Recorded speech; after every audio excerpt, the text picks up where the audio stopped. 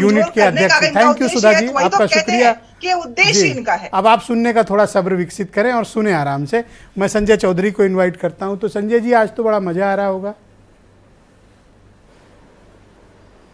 ये तो हम पहले ही दिन से कह रहे थे कि ये जो गठबंधन बना हुआ है, इसकी जो नियति है वही नकारात्मक आधार पर बना हुआ है, और नकारात्मक आधार पर बना हुआ गठबंधन स्वार्थ से प्रेरित है। इसीलिए आपस में इनका लड़ना झगड़ना ये स्वाभाविक है।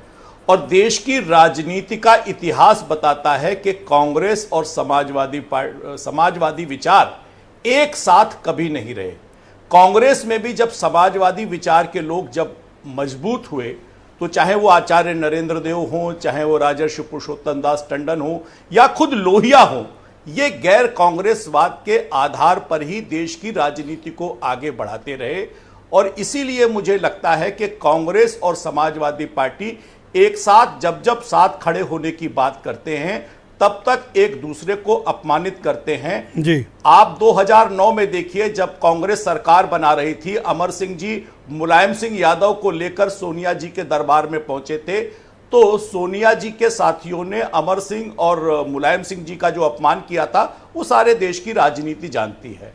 तो मुझे लगता है कि जिस राजनीति की वैचारिक आधार परस्पर विरोधी है, वो परस्पर विरोधी केवल कुछ समय के लिए मिल सकते हैं, लेकिन वो आगे बहुत समय तक नहीं चलते। यही सिद्धांत मुझे लगता है कि आम आदमी पार्टी पर भी लगता है, जो भ्रष्टाचार के खिलाफ जिसने ये इनके आपसी झगड़े हैं। अगर ये आपस के झगड़े निपटा देंगे, आपस के मतभेद खत्म कर लेंगे, तब तो आपके लिए ठीक ठाक चुनौती प्रस्तुत कर देंगे ना। आप ये क्यों खुशफहमी पाल रहे हैं कि ये हमेशा लड़ते रहेंगे?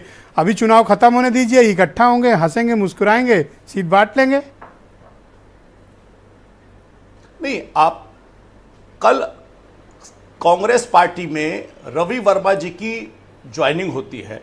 रवि वर्मा समाजवादी पार्टी के राष्ट्रीय अध्यक्ष अखिलेश यादव पर आरोप लगाते हैं कि वो अपने पिता की राजनीतिक विरासत की राजनीति को छोड़ चुके हैं। यानी कि कांग्रेस प्रदेश अध्यक्ष अपने बगल में बैठाकर समाजवादी पार्टी के राष्ट्रीय अध्यक्ष पर, अपने साथ बैठे हुए व्यक्ति पर से आरोप लगा रहा है। तो ये दोनों तरह से द्वंद्व चल रहा है, और इस द्वंद्व की परिणति वही है जो अभी मेरे अजीज दोस्त किदवई साहब ने कहा कि जो चिरकुटिया मोडस ऑपरेंडी है वो इन लोगों में चल रही है। और मुझे लगता है कि इनका झगड़ा करना आपस में आपको बड़ा सूट करता है, आपके लिए तो बड़ा सूटेबल है।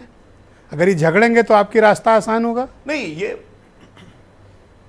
देखिए, निश्चित रूप से ये झगड़ेंगे ही, क्योंकि इसका कोई वैचारिक आधार इन लोगों का नहीं है। और जनता के सामने गठबंधन बनाने के पहले ही ये लोग आपस में झगड़ कर ये संदेश दे रहे हैं कि ये लोग लंबे समय तक एक साथ चलने वाले नहीं हैं। ये गठबंधन स्वार्थ से प्रेरित है, ये गठबंधन नकारात्मक है, और इसीलिए मुझे नहीं लगता कि ये गठबंधन आगे जनता के विश्वास पर खरा उतर पाएगा। सांस खींच कर बैठे हैं रोहित अग्रवाल, राष्ट्रीय